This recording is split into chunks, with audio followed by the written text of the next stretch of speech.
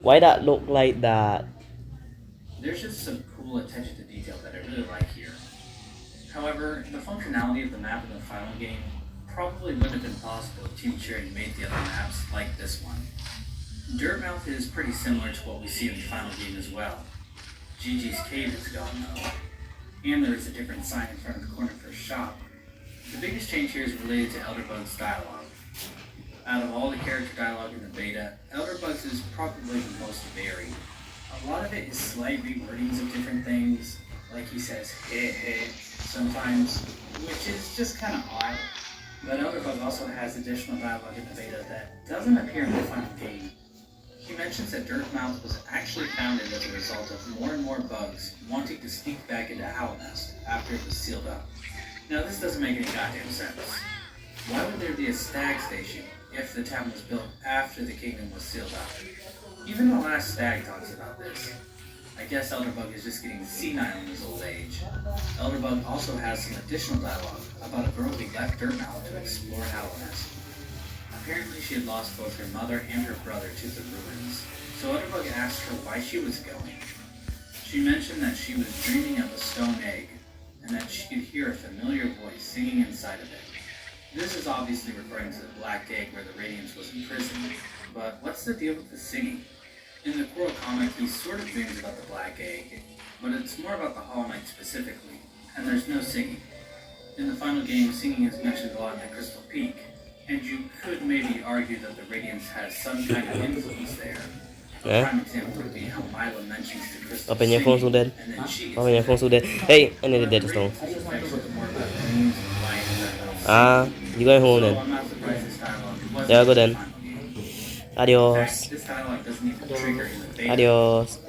Yeah, adios. Yeah. I have to make sure it's a cover on your hand so that you could catch every disease again right now. What? Yeah, goodbye. Bye bye. Bye. Yeah, goodbye.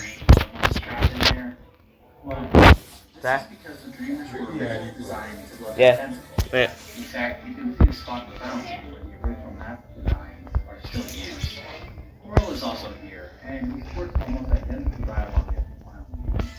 Although he has one additional line of dialogue here that ultimately gets used in the green map.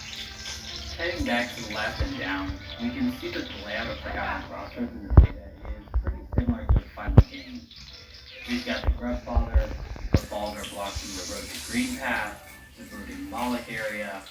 Not much here is different. The biggest exception being the path to the Moloch is slightly different. Cornifer is in the same spot, but he lacks the papers lying around everywhere, and his familiar hum. He also sounds a little less confident in the beta dialogue, and he doesn't mention his Zelda at all.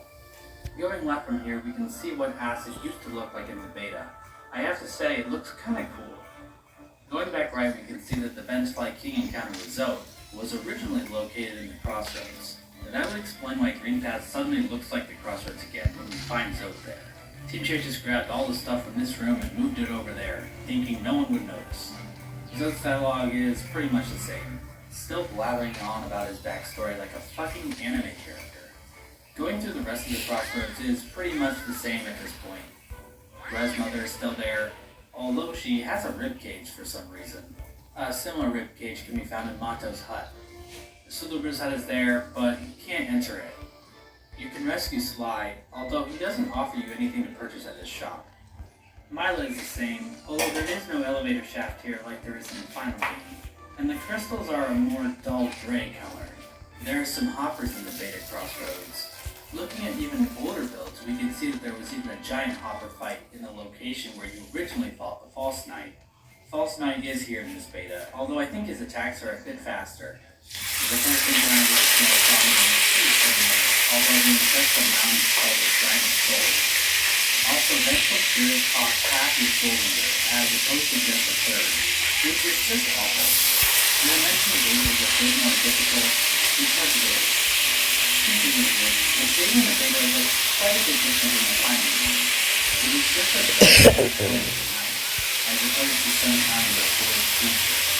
And when you defeat it, instead of waving your board back into the night, it's Vito. I think it's better that the final game removes the Vito effect. Since it kind of just raises questions about where the QA is stored exactly. I mean, we all know it's in a nice app, but that's not the way the person did, you know? You know what else is dumb? These weird plastic statues.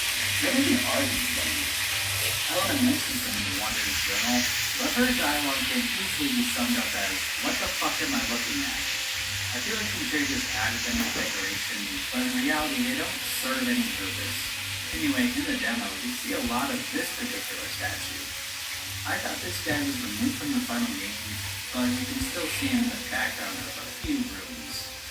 Another tiny change Team Cherry made was to the crawl. The spikes are less defined in this version versus the final release. We can also see that there were actually 3 designs for this bug, each one getting progressively more horny. Team Cherry mentioned in the blog update that people would try to jump on the crawler, thinking it could be killed like a Goomba. Watching people play their game helped them realize that the enemy needed to be more spiky in order to teach players not to jump on them. With the Vengeful Spirit spell, you can make your way to Green Path. However, the game just turns you around and tells you the demo is over. But of course, that is not enough for me to be satisfied. As I'm sure you've guessed, data miners have already started pulling this beta apart for additional nuggets of info. If you've watched my videos before, you know that I use mods to get the Wizard Hallback that is either zoomed out, or has the HUD removed, or has the knife removed. I can do this using a debug mod created by Sean PR, KDT, and 56. And 56 even created a mod for this beta so we can access new areas.